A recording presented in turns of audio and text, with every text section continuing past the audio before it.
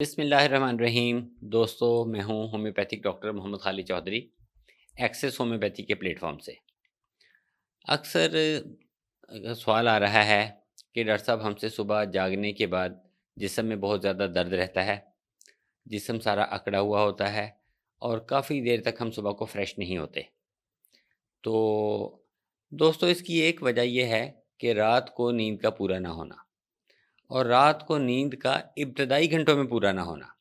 اگر ہم اسلام کے مطابق بھی دیکھتے ہیں کہ اسلام میں بھی رات کے پہلے پہر میں عشاء کی نماز کے بعد سونے کا حکم ہے،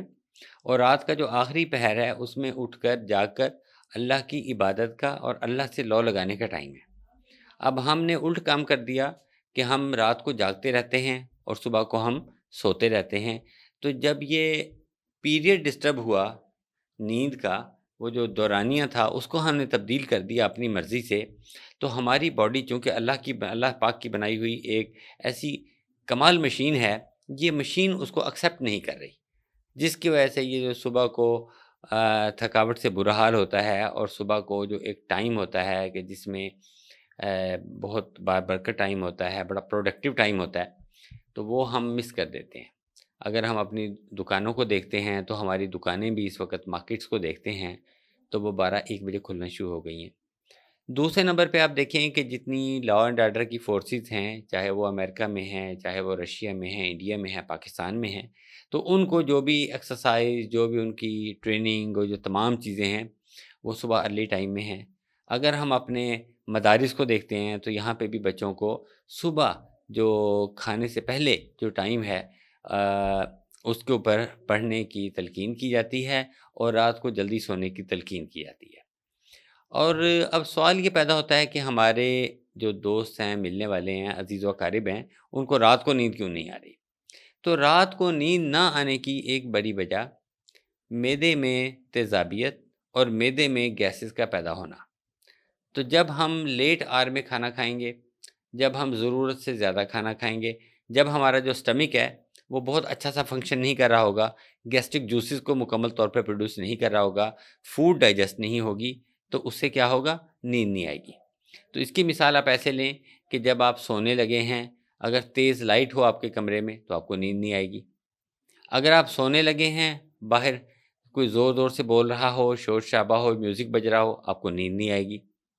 اسی طرح اگر کوئی آپ کے جسم میں گدگدی کرے، آپ کو بار بار کوئی بچہ چھیڑنا شروع کر دے، تو تب بھی آپ کو نیند نہیں آئے گی۔ تو یہ تو وہ ایکسٹرنل فیکٹر ہیں جو ہم سب لوگ جانتے ہیں، لیکن کچھ ایسے انٹرنل فیکٹرز بھی ہیں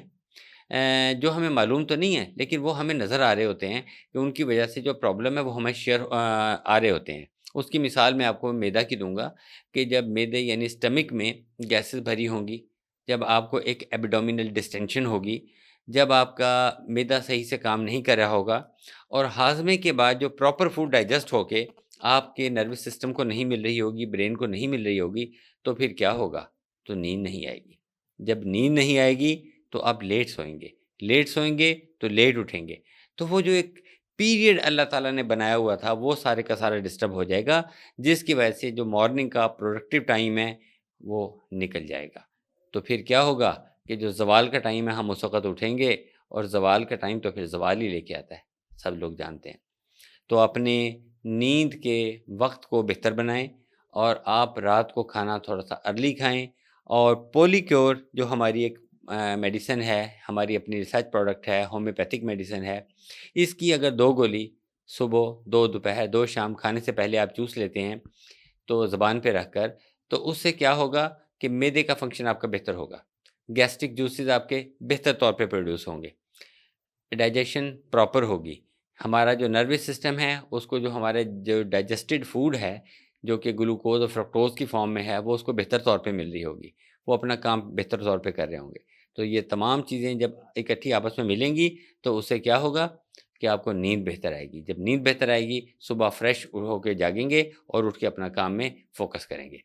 تو پولی کیور اگر نیچے دیا گیا ہمارا نمبر ہے، اس سے آپ آرڈر کر سکتے ہیں، تو آپ کو انشاءاللہ 2 سے 3 دن میں فری ڈیلیوری کے ساتھ آپ کو یہ انشاءاللہ ملے گی۔ شکریہ۔